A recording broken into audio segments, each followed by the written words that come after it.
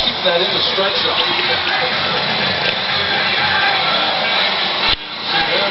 Just set up in the middle of the plate with that pitch. You just want to throw a strike.